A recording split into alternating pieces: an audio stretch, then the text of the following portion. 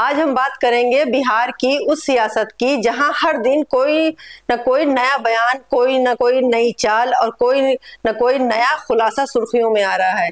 एक तरफ 3.6 लाख करोड़ रुपए का कर्ज, दूसरी तरफ चुनावी रेवड़ियां की बरसात। कहीं तेजस्वी यादव मोकामा से कलम की राजनीति का संदेश दे रहे हैं तो कहीं राहुल गांधी वोट चोरी का मुद्दा उठा रहे हैं। और इन सब के बीच बेगूसराय से अमित शाह की गूंज ने पूरा चुनावी माहौल गर्मा दिया है। नमस्कार दोस्तों, आप देख रहे हैं एक संदेश और मैं हूं नाहिद। आगे बढ़ने से पहले आपसे अपील है कि अगर आप हमारे चैनल पर नए हैं तो प्लीज इसे सब्सक्राइब जरूर कीजिएगा, वीडियो को लाइक और शेयर करना ना भूलिएगा। तो चलिए शुरू करते हैं आज की चर्चा। बिहार का खजाना पहले से ही कर्ज के बोझ में दबा है।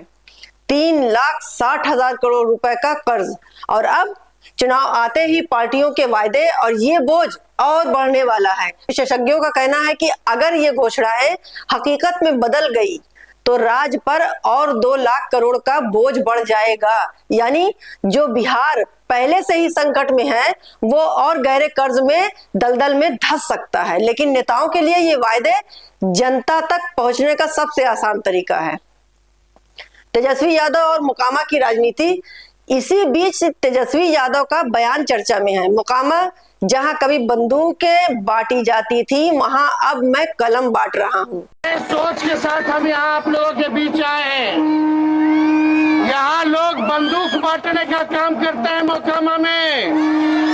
तेजस्वी आज मोकामा में कलम बांटने का काम करेगा, कलम बांटने का काम करेगा। तेजस्वी ये दिखाना चाहते हैं कि वो लालू यादव के दौर से बिल्कुल अलग है। उनकी राजनीति अब रोजगार और शिक्षा पर आधारित है, न कि डर और हिंसा पर। उनका नारा साफ है, बंदूक नहीं कलम चाहिए, बेरोजगारी नहीं शिक्षा चाहिए। तो सवाल सिर्फ इतना है कि क्या जनता इस बदलाव पर भरोसा करेगी? राहुल गांधी का वोट चोरी का वाला मुद्दा। लोकसभा में राहुल गांधी ने कर्नाटक की आनंद सीट का उदाहरण देते हुए कहा कि वोट चोरी हो रही है। उन्होंने चुनाव आयोग पर सीधे सवाल उठाए। अब ये बयान भले कर्नाटक से जुड़ा हो, लेकिन राजनीति के पंडित मानते हैं कि राहुल असल में बिहार का नैरेटिव गढ़ना चाहते हैं।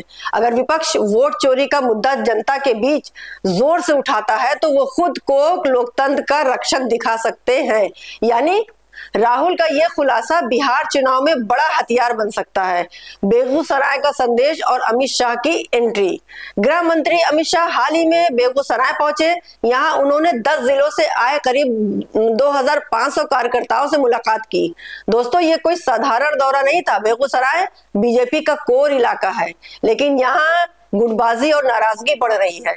2020 के चुनाव में बीजेपी एनडीए यहाँ सिर्फ 3 सीटें जीत पाई थी, जबकि विपक्ष ने 4 पर कब्जा कर लिया था। यही वजह है कि अमित शाह ने खुद मैदान संभाल लिया।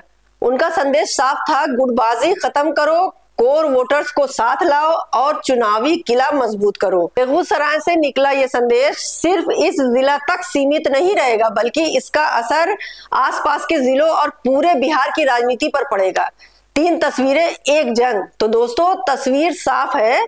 एक और कर्ज और रेवड़ियां का बोझ, दूसरी ओर तेजस्वी का कलम ना बनाम बंदूक नैरेटिव, तीसरी ओर राहुल गांधी का वोट चोर खुलासा, और चौथी और बेगूसराय से अमित शाह का बड़ा संदेश। यानी बिहार का चुनाव अब सिर्फ नारों की लड़ाई नहीं, ये है भविष्य की दिशा तय करने वाली जंग। तो सवाल यही है कि क्या बिहार कर्ज और वादों की राजनीति में उलझा रहेगा, या क्या तेजस्वी का नया संदेश युवाओं को अपनी ओर खींच पाएगा? तीसरा, क्या राहुल गांधी का मुद्दा बिहार में गूंजेगा, और क्या अमित शाह का संदेश बीजेपी को फिर से मजबूत कर पाएगा? जवाब आने वाले महीनों में जरूर मिलेगा। लेकिन इतना तो तय है, बिहार की राजनीति इस बार कर्ज, कलम और किले की जंग बनने जा रही है। फिलहाल चर्चा को यहीं पर खत्म करते हैं। अगर वीडियो पसंद आया हो तो लाइक, शेयर और सब्सक्राइब जरूर करें और बने रहिए एक संदेश के साथ। तब तक के लिए हमें इजाजत दीजिए, फिर मिलते हैं देश विदेश की कुछ नई ताजा तरीन खबरों के साथ। नमस्कार, जय हिंद।